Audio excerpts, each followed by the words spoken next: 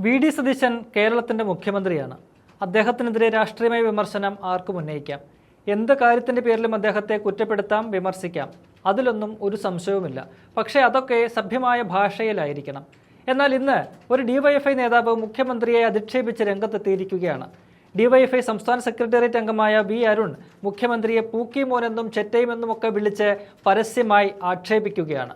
കടലിൽ കാണാതായ മത്സ്യത്തൊഴിലാളികൾക്കായുള്ള തെരച്ചിലിൽ സർക്കാരിന്റെ ഭാഗത്ത് വീഴ്ചയുണ്ടായെന്ന ആരോപണം ശക്തമാണ്.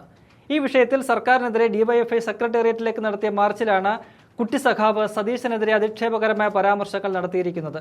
വി.ഡി. സതീശൻ എന്ന പൂക്കിമോന്റെ ഗവൺമെന്റ് ഇതൊന്നും കാണാതെ മുന്നോട്ടു പോവുകയാണ്. മത്സ്യത്തൊഴിലാളികൾ ക്രിസ്തീയ വിഭാഗത്തിൽപ്പെട്ടവരാണ്. അതുകൊണ്ട് അവിടേക്ക് പോകേണ്ടത് അതേ വിഭാഗത്തിൽപ്പെട്ട മന്ത്രിമാരാണെന്ന തെറ്റായ ധാരണയ്ക്കുടമയായ ഇത്ര നെറികെട്ട ചെറ്റയായ മുഖ്യമന്ത്രിയാണ് ഇന്ന് കേരളത്തിൽ അധികാരത്തിലിരിക്കുന്നത് എന്നാണ് ഡിവൈഎഫ്ഐ മുഖ്യമന്ത്രിയെ അധിക്ഷേപിച്ചത്. സംഘടനയുടെ സംസ്ഥാന അധ്യക്ഷനായ വി. വസീഫും ആര്യ രാജേന്ദ്രനുമൊക്കെ ഇത് കേട്ട് ഇരുവശങ്ങളിലുമായി നിൽപ്പുണ്ട്. അവർ ഇതിനെതിരെ എന്തെങ്കിലും പറയുകയോ അത് തിരുത്തിക്കാൻ ശ്രമിക്കുകയോ ഒന്നും ചെയ്യുന്നില്ല. സംഭവസ്ഥലത്തേക്ക് ഫിഷറീസ് മന്ത്രിയായ വി. അബ്ദുൾ ഗഫൂർ പോകാത്തത് വലിയ വിവാദമായിട്ടുണ്ട്. പകരം മന്ത്രിമാരായ സി.പി. ജോണും ഷിബു ബേബി ജോണുമാണ് പോയത്. ഇതാണ് ഡിവൈഎഫ്ഐ നേതാവ് വിമർശനത്തിന് വിധേയമാക്കാൻ ശ്രമിച്ചത്.